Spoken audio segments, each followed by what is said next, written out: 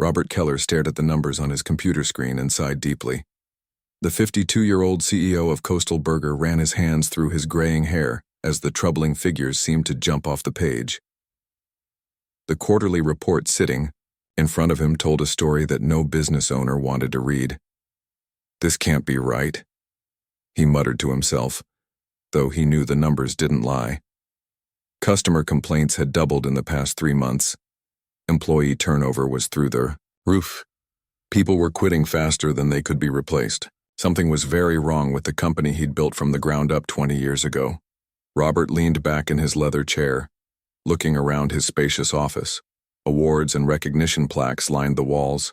Achievements from better days when Coastal Burger was known for quality food and friendly service.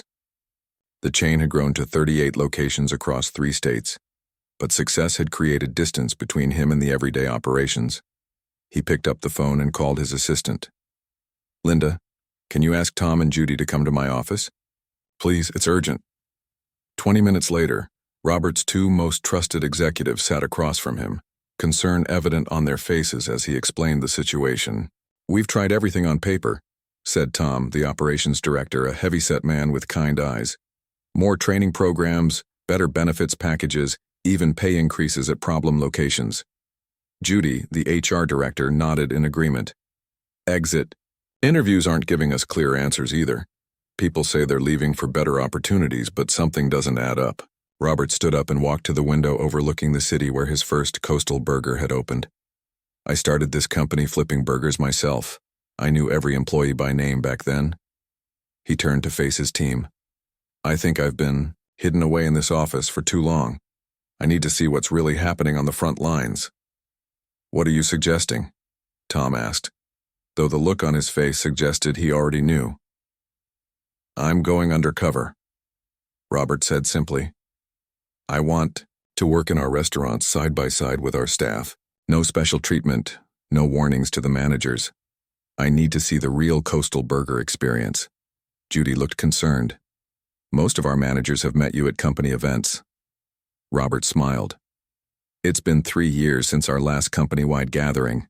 I've put on 15 pounds since then and grown this beard." He rubbed his chin thoughtfully. "With a few changes, I don't think anyone would recognize me." Over the next week, a transformation took place. Robert's executive assistant helped him create a new identity. Ray Mason, a middle-aged former office worker who had lost his job during recent tech company layoffs and was starting over in the food service industry. They arranged with a documentary filmmaker friend to provide a small camera crew, supposedly following Ray as part of a series about career changers. "How do I look?" Robert asked, standing in front of a mirror in jeans and a plain polo shirt, clothes he hadn't worn in years.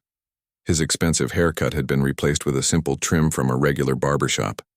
His designer glasses were gone, replaced by contact lenses. Without his usual tailored suits and polished appearance, he looked like an ordinary guy trying to make ends meet. "Like someone I'd walk past on the street without a second glance," Judy said with approval.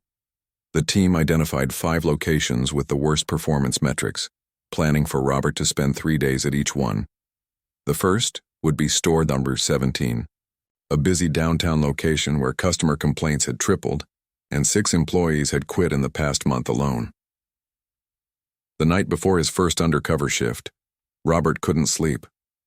He stood in the kitchen of his large home making himself a sandwich, something he rarely did anymore with his busy schedule of business dinners and catered lunches. "What am I going to find?" he wondered aloud. Had he lost touch with the heart of his business? Had success changed the company culture he'd once been so proud of? His phone buzzed with a text message from Tom.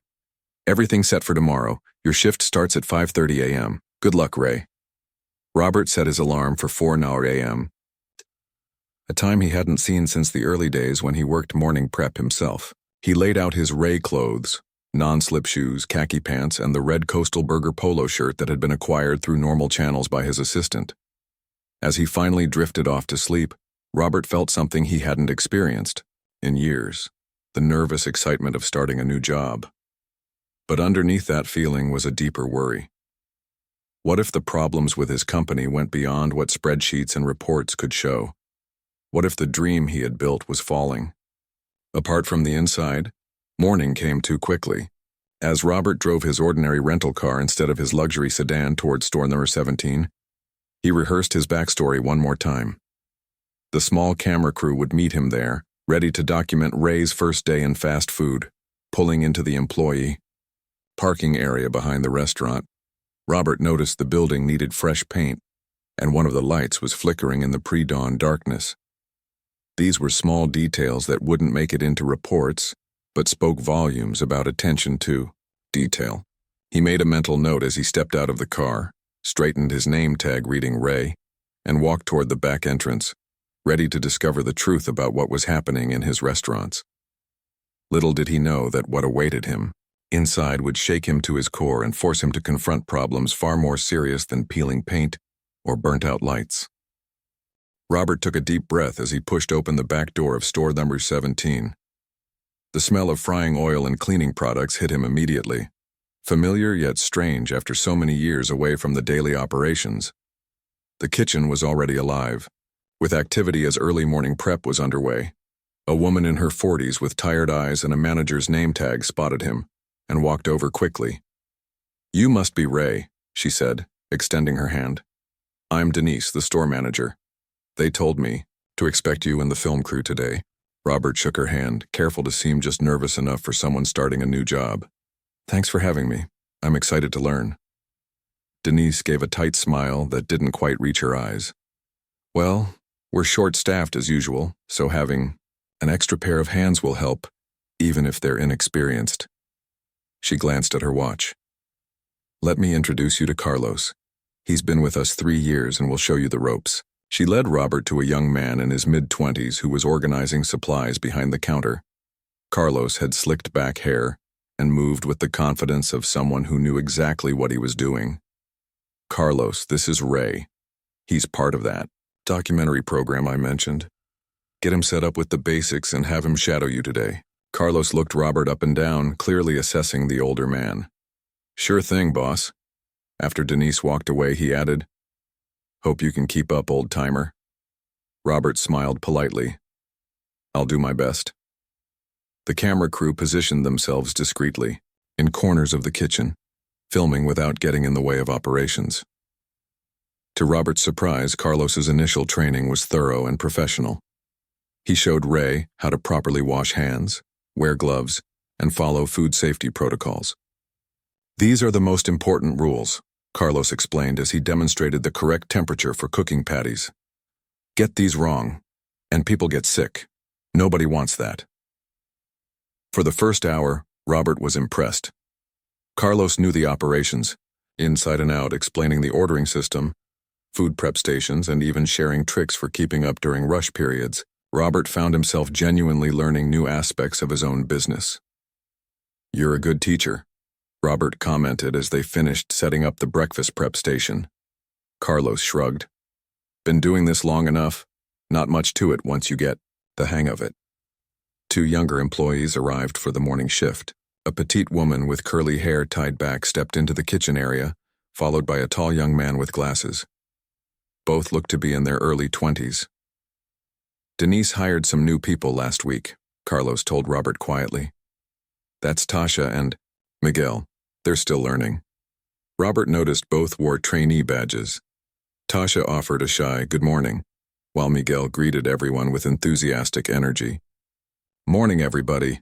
Ready for a great day," Miguel said, clapping his hands together. Carlos rolled his eyes at Robert. "Morning, people," he muttered under his breath. As the restaurant opened and customers began trickling in, Robert observed the team in action. Carlos moved efficiently, calling out orders and working with practiced ease. Tasha handled the register while Miguel worked alongside Carlos on food prep. Then the morning rush hit. The line suddenly stretched to the door with hurried customers, wanting breakfast before work. The pressure in the kitchen intensified, and that's when Robert noticed the shift in Carlos. It started subtly. A deep sigh when Tasha asked him to repeat an order. A muttered "come on" when Miguel took too long assembling a breakfast sandwich. But as the rush continued, Carlos's patience visibly evaporated. When Tasha mixed up an order, calling for no cheese when the customer had actually requested extra cheese, Carlos's reaction was swift. "Seriously?" he said loudly. "It's not that complicated. Listen to what they're saying." Tasha's face flushed red as she apologized and corrected the order. Robert watched her hands tremble slightly as she worked the register for the next customer. 10 minutes later, Miguel dropped a tray of hash browns. As he scrambled to clean up the mess, Carlos walked by and sneered. "This isn't rocket science, people," he snapped, loud enough for nearby customers to hear. "My 10-year-old nephew could flip a burger better than that." Robert felt his stomach tighten. This wasn't the professional trainer from earlier. This was something else entirely. Throughout the morning, the pattern continued. When customers weren't in earshot, Carlos's comments grew harsher. When Miguel couldn't keep up with the breakfast sandwich assembly, Carlos loudly compared him to a sleepwalking zombie.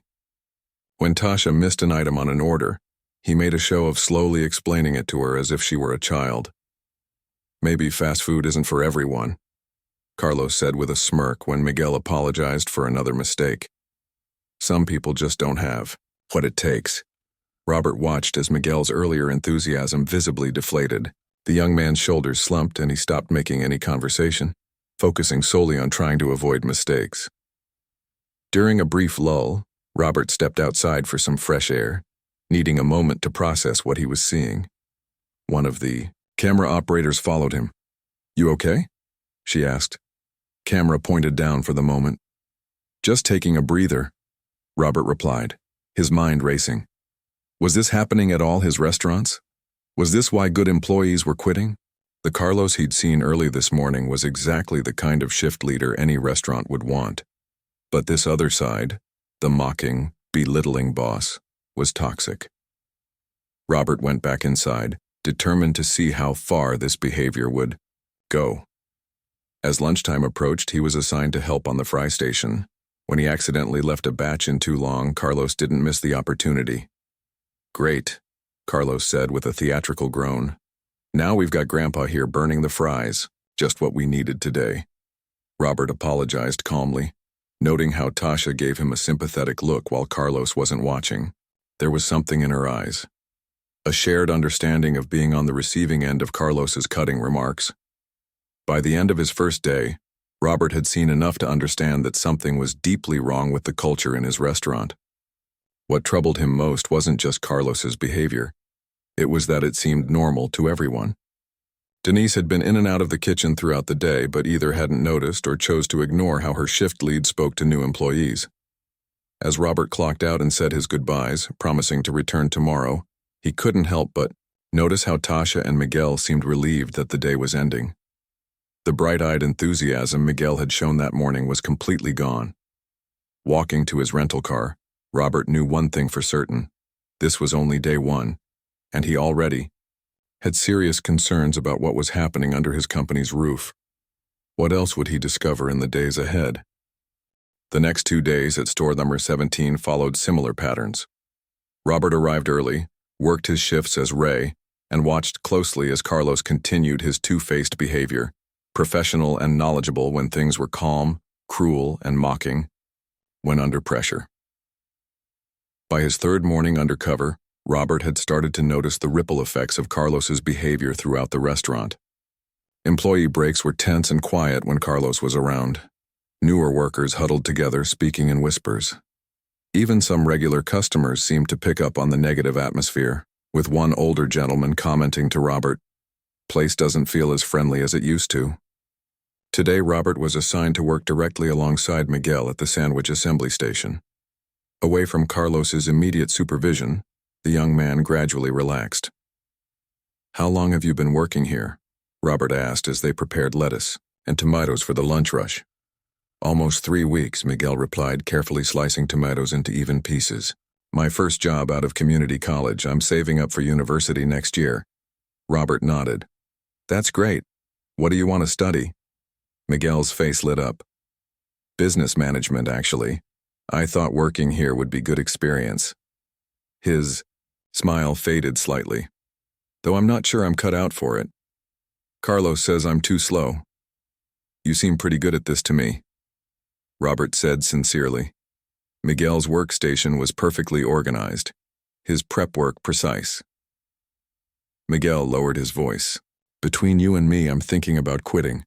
My cousin says they're hiring at the warehouse where he works. No customer service, but the pay is better.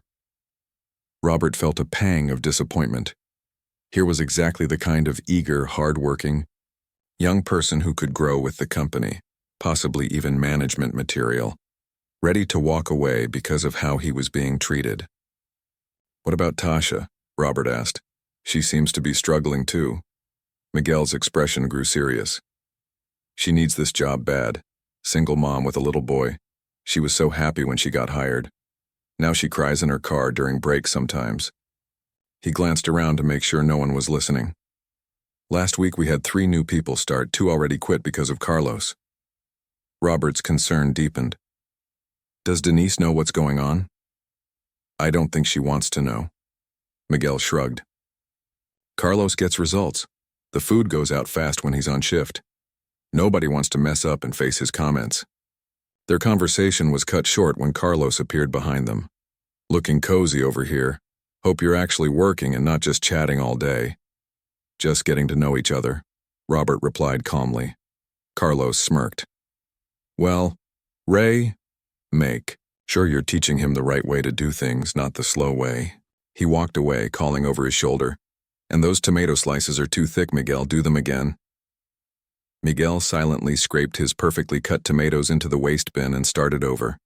The lunch rush was particularly busy that day. School bus had broken down nearby and suddenly 30 hungry teenagers flooded the restaurant. The kitchen was chaotic as orders piled up. Move it, people, Carlos shouted. We're falling behind. Robert watched Carlos grow increasingly agitated as the rush continued. When Tasha accidentally punched in the wrong combo on an order, Carlos didn't even try to hide his disdain. Seriously? It's burgers and fries, not brain surgery, he said loudly. Several customers in line looked uncomfortable, exchanging glances. Robert was about to step in when Denise emerged from the back office, assessed the situation, and quickly moved to help at the register. For a brief moment, Robert thought she might say something about Carlos's tone, but she simply focused on clearing the backup of orders. By mid-afternoon, the rush had subsided, and Carlos disappeared for his break. Robert was wiping down the front counter when he overheard voices from the break room, which was just off the main kitchen. The door was partially open. You've got to be kidding me, came Carlos's voice, followed by a laugh. The new batch is even worse than the last one. Robert moved closer, pretending to clean nearby surfaces. I don't know why Denise keeps hiring these losers, Carlos continued, speaking to another employee. That Tasha can barely operate a cash register and Miguel moves like he's underwater. The other employee, Robert recognized the voice as Pete, another shift lead, chuckled uncomfortably. They're still learning, man. Nah, I've seen this before. Some people just can't cut it, Carlos replied dismissively. I make the weak ones quit. Saves management the trouble of firing them later. Robert froze, sponge in hand. That's kind of harsh, Pete said. That's business, Carlos countered. Look, this place runs better when we only keep the strong ones, the ones who can handle pressure. My numbers are always the best because my team doesn't make mistakes. They know better. There was a pause before Carlos added, Remember that? Single mom Denise hired last month.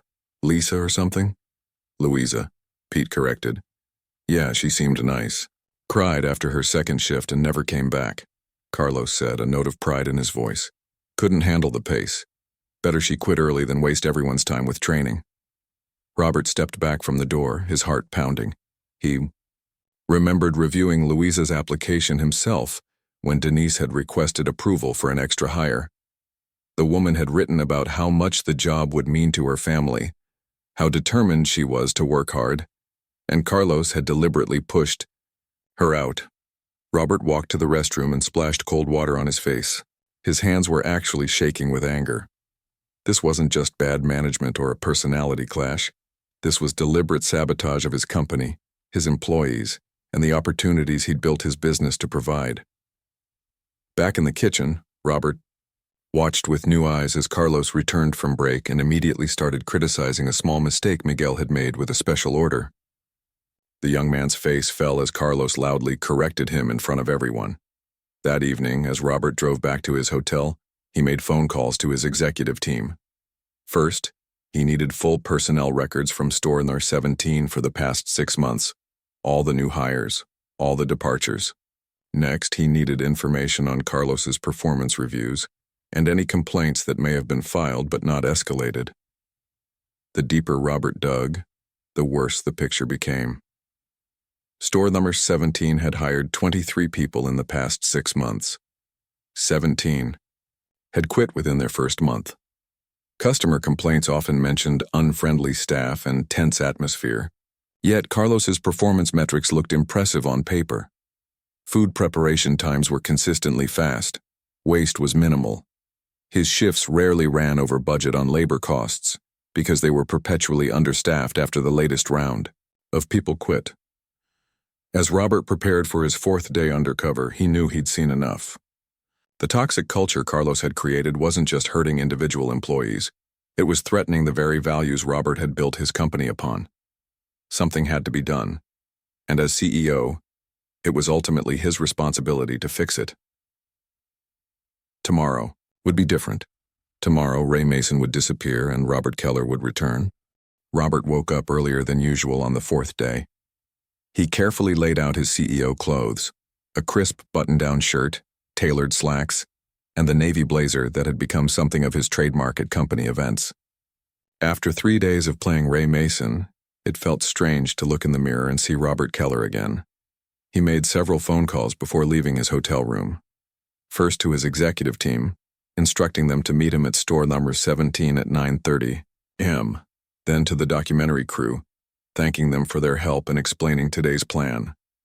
Finally to his assistant, asking her to pull together specific files he would need. When Robert arrived at the restaurant, he parked his rental car in the same spot he'd used the past 3 days, but instead of entering through the back door as usual, he walked around to the front and took a seat at a corner table, observing the morning operations from a customer's perspective. The restaurant was moderately busy with the usual morning crowd, office workers grabbing breakfast, a few parents with young children, some older folks enjoying coffee and reading newspapers. From here, Robert could see Tasha at the register, her smile looking forced as she took orders. Miguel was visible through the service window, working diligently at food prep. Carlos moved between stations, barking orders that Robert could now hear from the dining area. A few customers glanced over at Carlos's raised voice, their expressions ranging from annoyed to uncomfortable. Robert noticed an older couple exchange looks and whisper to each other after Carlos loudly criticized Miguel for being too slow. At precisely 9:30, the front door opened, and Robert's executive team walked in. Tom from operations, Judy from HR, and Pat from legal. They spotted Robert immediately and joined him at his table. "Is that him?" Judy asked quietly, nodding toward Carlos. Robert nodded. "That's our problem." At 9:45, with the morning rush winding down, Robert stood up and approached the counter. Tasha looked up, her customer service smile freezing when she recognized him from the past few days. "Ray? Why are you dressed like that?" "I need to speak with Denise," Robert said gently. "And with Carlos. Could you ask them both to come out here, please?" Confusion written across her face, Tasha disappeared into the back. Moments later, Denise emerged, her expression shifting from annoyance to shock when she spotted Robert. You're Robert Keller," she stammered, recognition dawning. "The CEO," Robert nodded. "I am, and for the past 3 days I've been Ray Mason working in your kitchen." Carlos appeared behind Denise, wiping his hands on a towel. "What's going on?" Then his eyes widened as he recognized the executives seated at the table. "Who are these people?" "I think we should talk," Robert said firmly. "Could you close the front for about 30 minutes? My team will help direct customers to our other location 3 blocks away." Denise nodded quickly, too stunned to question the request. Within minutes, the remaining customers had been politely informed of a brief staff meeting, given coupons for free meals, and directed to the other Coastal Burger location. Robert asked the entire staff to gather in the dining area. There weren't many. Just Denise, Carlos, Tasha, Miguel, and 2 other employees working the morning shift. They sat nervously at the tables while Robert's executive team stood behind him. For those who don't know me, I'm Robert Keller, the CEO of Coastal Burger, he began. 3 days ago, I came here as Ray Mason to learn firsthand what was happening in our restaurants. He saw the shock register on all their faces, except for Carlos, whose expression had hardened into something between defiance and fear. I started this company 20 years ago with one simple idea, Robert continued. Good food served by good people in a good environment. Somewhere along the way, store number 17 lost sight of that mission. Robert turned to Denise. As store manager, you've seen the numbers. High turnover, increasing customer complaints. What you may not have seen is why. He then faced the entire group. Over the past 3 days, I've witnessed behavior that goes against everything this company stands for.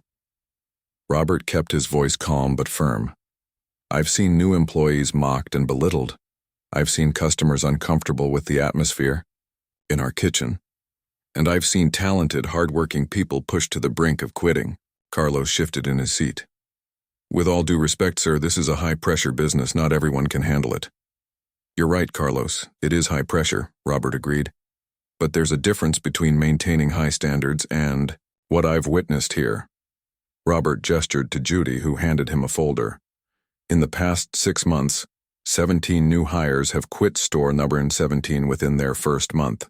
That's not normal turnover. That's a systemic problem. He pulled out several printed sheets. I have here transcripts of exit interviews. Many specifically mention feeling humiliated, set up to fail, or targeted. One person wrote that they were made to feel stupid for asking questions during training. Carlos's face had gone pale, but he still attempted to defend himself. Fast food isn't for everyone. I need people who can keep up. Let me be clear, Robert said, looking directly at Carlos. Yesterday I overheard you in the break room saying, and I quote, I make the weak ones quit. Saves management the trouble of firing them later. The room went silent. Miguel stared at his hands. Tasha looked as though she might cry. Robert turned to her gently.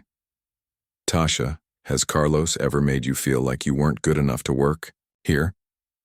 After a moment's hesitation, she nodded. Yes. He calls me stupid when I make mistakes.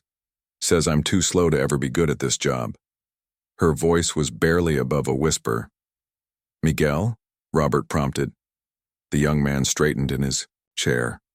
He told me I should quit before I get fired. Said I was the worst trainee he'd ever seen. Miguel's voice grew stronger. But I know I'm doing the job right. I've been studying the manual at home every night. Carlos stood up abruptly. This is ridiculous. I get results. My shift metrics are the best in the district. At what cost? Robert asked quietly. He held up another paper. Luisa Rivera, single mother of 2, desperately needed this job. Quit after 2 shifts because, according to her exit interview, her shift lead told her she was too stupid to flip burgers and would never last. Carlos fell silent, sinking back into his chair. That's not leadership, Robert said, looking around at everyone present. That's bullying, and it stops today. He turned to Denise. As manager, you're responsible for the culture in this restaurant. Did you know this was happening? Denise looked miserable. I knew Carlos was tough on new people. I didn't know how bad it was. The numbers looked good, and I'm under so much pressure to meet targets. Robert nodded. I understand pressure, but our company values have to mean something. They can't just be words on a poster in the break room. He faced the whole group again. Today marks a turning point for store number 17. We're going to rebuild the culture here from the ground up, starting with how we treat each other. Robert looked at Carlos, who sat with his arms crossed, staring at the table. Carlos, you clearly know this business. Your food knowledge and operational skills are excellent, but your leadership approach is damaging this company and the people in it. Carlos finally looked up, meeting Robert's gaze.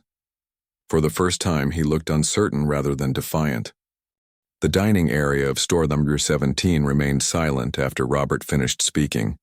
Everyone looked at Carlos, waiting for his response. After what felt like a very long moment, Carlos uncrossed his arms and leaned forward in his chair. So that's it? I'm fired? His voice was quieter than anyone had heard it before. Robert shook his head. That would be the easy solution, wouldn't it? Fire the problem and walk away. He pulled out a chair and sat directly across from Carlos. But I think there's more going on here than just a bad attitude. Carlos looked up, confusion in his eyes. I've reviewed your file, Robert continued. When you started with Coastal Burger, 3 years ago your manager evaluations were excellent. Customers mentioned you by name in positive reviews. You were promoted to shift lead faster than almost anyone in company history. Carlos's expression changed slightly. A flicker of remembrance, perhaps of better days. Something changed, Robert said, not as an accusation but as an observation. I'd like to understand what. For a moment it seemed like Carlos might maintain his defensive posture, but then his shoulders slumped slightly. It was about a year ago, he said quietly. We got a new district manager. Numbers were all that mattered. Every week he'd tear apart whoever had the worst metrics. Public humiliation in manager meetings was his specialty. Carlos stared at his hands. I worked so hard to never be that person, to have perfect numbers, perfect speed, perfect everything. Robert nodded slowly, making a mental note about the district manager. Another problem to address. So you became to others what was done to you, he said. Carlos looked up, a flash of recognition in his eyes. I guess I did. That doesn't excuse it, Robert said firmly. But it helps explain it. He turned to face everyone. This is what happens when we focus only on numbers and forget we're working with people. Robert stood up and paced, slightly as he gathered his thoughts. Here's what's going to happen. Starting today, we're making changes, not just at store number 17, but across the entire company. He turned to Carlos. You have a choice to make. I'm offering you a demotion, back to crew member, with a mandatory 6-week leadership training program. If you complete it successfully, you'll have the opportunity to earn back a leadership position, not here, but at another location where you can start fresh. Carlos looked stunned. You're not firing me? Not if you're willing to learn and change, Robert replied. Everyone deserves a second chance, but this is your only one. He turned to Denise next. As manager, you'll be partnered with a mentor from our top-performing stores for the next 3 months. Together, you'll rebuild the culture here. Your performance will be evaluated not just on sales and speed, but on employee retention and satisfaction. Denise nodded, looking both relieved and determined. I understand. Thank you for the opportunity to make this right. Robert addressed the entire team. To everyone who has endured a toxic environment, I apologize. That's not what Coastal Burger stands for, and I take personal responsibility for letting it happen. He looked at Tasha and Miguel specifically. Your resilience is commendable. If you choose to stay with us, I promise things will be different. The meeting concluded with specific action items and a timeline for changes. Robert's executive team would remain on site for the rest of the day to begin implementation. As everyone stood to return to work, Carlos approached Robert hesitantly. Can I ask you something? He said. When Robert nodded, Carlos continued. Why? Give me another chance after what you saw and heard? Robert considered the question carefully. Because firing you doesn't solve the real problem. It just moves it somewhere else. I'd rather try to break the cycle. 3 months later, Robert sat in his office reviewing the latest company reports. The numbers told a remarkable story of transformation. Store number 17 had gone from having the highest turnover rate to one of the lowest in the company. Customer satisfaction scores had improved dramatically. Sales were up, despite slightly longer food preparation times. A trade-off Robert was more than willing to accept for quality and employee well-being. He picked up his phone and called Judy from HR. How did the check-in at store number 17 go yesterday? Better than we could have hoped, Judy replied. Denise has really stepped up as a leader. The culture shift is remarkable. And Carlos? Any update on his training program? He completed it last week, Judy said. His mentors say his progress has been exceptional, particularly in the empathy and communication modules. Robert smiled. Good. And have we reached out to the employees who left because of him? We have. 3 have accepted offers to return, including Luisa Rivera. She starts at Store the Cyber 23 next week, with the flexible schedule she needed for her children. After hanging up, Robert checked his calendar. He had blocked out the entire afternoon for what had become a monthly tradition, working an incognito shift at one of his restaurants. Today, he would be visiting Store number 29, where customer complaints had recently increased. The transformation at Coastal Burger went far beyond Store number 17. Robert had implemented company-wide changes inspired by what he'd witnessed firsthand, a comprehensive training program that emphasized both technical skills and respectful communication. New managers now spent their first week working every position in the restaurant, from cleaning bathrooms to preparing food, to truly understand each role. An anonymous reporting system allowed employees to flag concerns without fear of retaliation. Every report was reviewed by the HR team and addressed within 48 hours. Evaluation metrics were expanded beyond speed and sales to include employee retention, customer feedback about staff friendliness, and internal culture surveys. Perhaps, most importantly, Robert himself had changed. He no longer remained isolated in his corporate office, reviewing spreadsheets and reports. At least once a month he worked a regular shift at a different location, sometimes announced, sometimes undercover. He knew the names of hundreds of his employees and made a point of listening to their ideas and concerns. The most surprising transformation, however, had been Carlos. After completing his training program, he had requested a meeting with Robert.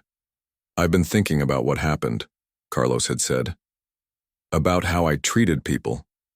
Robert had nodded, waiting for him to continue. I want to use my experience to help others, Carlos explained.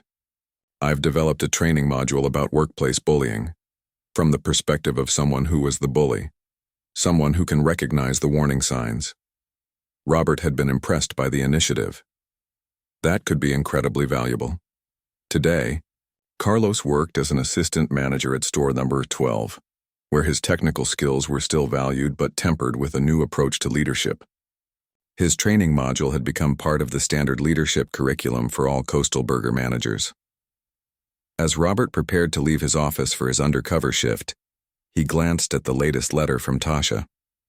She had been promoted to shift lead at Store number 17 and was thriving in the role. Her letter described how she was mentoring new employees, remembering how it felt to be belittled, and doing everything differently. That was the real measure of success, Robert thought as he headed out. Not just the improved numbers or growing profits, but the changed lives, both of his employees and the customers they served. By addressing one toxic situation, he had sparked a transformation that rippled throughout his entire company. The undercover boss had discovered a serious problem, but more importantly, he'd found the human solution.